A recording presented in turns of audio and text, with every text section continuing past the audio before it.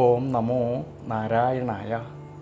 ഹരിപ്രിയ അസ്ട്രോവിഷൻ ചാനലിലേക്ക് എല്ലാവർക്കും സ്വാഗതം. ആദ്യമായിട്ടാണ് നമ്മുടെ വീഡിയോ കാണുന്നതെങ്കിൽ സബ്സ്ക്രൈബ് ചെയ്യുവാനും ഷെയർ ചെയ്യുവാനും മറക്കരുത്.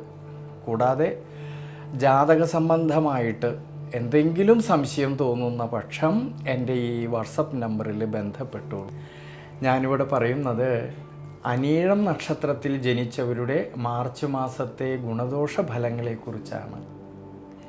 ദൈനംദിന ജീവിതത്തിൽ കഠിന പ്രയത്നം ചെയ്യുന്നവരും കർമ്മപരമായിട്ട് തൊഴിൽപരമായിട്ട് 100% ആത്മാർത്ഥത കാണിക്കുന്നവരുമായിട്ടുള്ള ഈ അനീഴം നക്ഷത്രക്കാരിൽ ഈ മാർച്ച് മാസത്തിൽ കുടുംബപരമായിട്ട് ധനപരമായിട്ട് വ്യക്തി ജീവിതത്തിലെല്ലാം വളരെ ശ്രദ്ധ വേണം.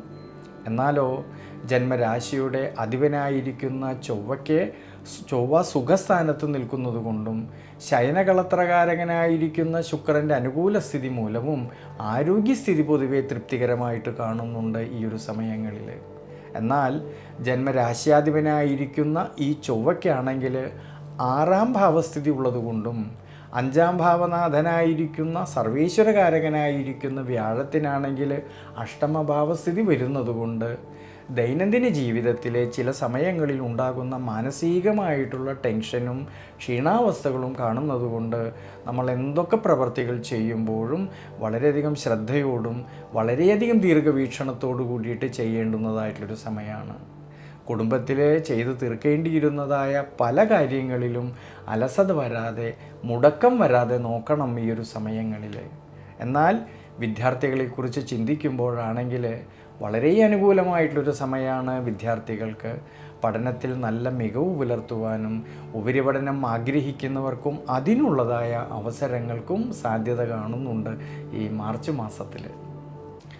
കർമ്മപരമായിട്ടും തൊഴിൽപരമായിട്ടും നോക്കുമ്പോഴാണെങ്കിൽ വളരെയധികം ശ്രദ്ധയോടു കൂടിയിട്ട് മുന്നോട്ട് പോയാൽ ഗുണാനുഭവങ്ങൾക്ക് സാധ്യത കാണുന്നുണ്ട്. കർമാധിപതിയായിരിക്കുന്ന സൂര്യൻ്റെ അനുകൂല സ്ഥിതിയും നിവൃത്തിനാഥനായിരിക്കുന്ന ശുക്രനാണെങ്കിൽ 5ാം ഭാവത്തിൽ ഉച്ചബലത്തോടു കൂടിയിട്ട് സഞ്ചരിക്കുന്നത് കൊണ്ട് കർമ്മപരമായിട്ട് തൊഴിൽപരമായിട്ട് ധാരാളമായിട്ടുള്ള നേട്ടങ്ങൾക്ക് സാധ്യത കാണുന്നുണ്ട്. ഈ സമയത്ത് ബിസിനസ്സിന് പിന്തുണ ലഭിക്കുവാൻ ഉതകുന്ന രീതിയിലുള്ളതായ പുതിയ ബന്ധങ്ങൾക്കും സാധ്യത കാണുന്നതായിട്ടുള്ളൊരു സമയമാണ്. പൊതുവേ കർമ്മസംബന്ധമായിട്ട് ഉയർച്ചയിലേക്ക് എത്തിച്ചേരാമെന്നുള്ളതായ മനോബലവും കിട്ടുന്നുണ്ട് ഈ ഒരു മാർച്ച് മാസത്തിൽ. ഈ ഗുണാനുഭവങ്ങളെല്ലാം പറയുന്നുണ്ടെങ്കിലും ശ്രദ്ധിക്കേണ്ടുന്നതായിട്ടുള്ളൊരു കാര്യം 10ാം ഭാവമായിട്ടുള്ള കർമ്മസ്ഥാനത്ത് കേതുവിൻ്റേതായ സാന്നിധ്യം നിലനിൽക്കുന്നത് കൊണ്ട് കർമ്മതലത്തിൽ തൻ്റെ കൂടെ നിൽക്കുന്നവരുമായിട്ടോ സഹായികളുമായിട്ടോ അധികാരികളുമായിട്ടോ അഭിപ്രായ ഭിന്നതകളോ മനോവിഷമതകളോ വരാതെ ശ്രദ്ധിക്കണം ഈ ഒരു സമയങ്ങളിൽ. എന്നാൽ ഭാര്യാഭർത്തൃ ബന്ധങ്ങളിലാണെങ്കിൽ കൂടുതലായിട്ടുള്ള ആത്മബന്ധവും മനസ്സന്തോഷവും അഭിവൃദ്ധിയുമെല്ലാം കാണുന്നുണ്ടെങ്കിലും കുടുംബത്തിലും കുടുംബജീവിതത്തിലും കുടുംബ ബന്ധങ്ങളിലും സന്താനഭാവങ്ങളിലും ഈ ഒരു സമയങ്ങളിൽ അഭിപ്രായ ഭിന്നത വരാതെ ശ്രദ്ധിക്കണം. സാമ്പത്തികപരമായിട്ടാണെങ്കിൽ കൂടുതൽ ചിലവിന് സാധ്യത കാണുന്നതുകൊണ്ട് സാമ്പത്തിക സ്ഥിതിയിൽ ചാഞ്ചാട്ടം വരാതെയും നോക്കണം ഈ മാർച്ച് മാസത്തിൽ.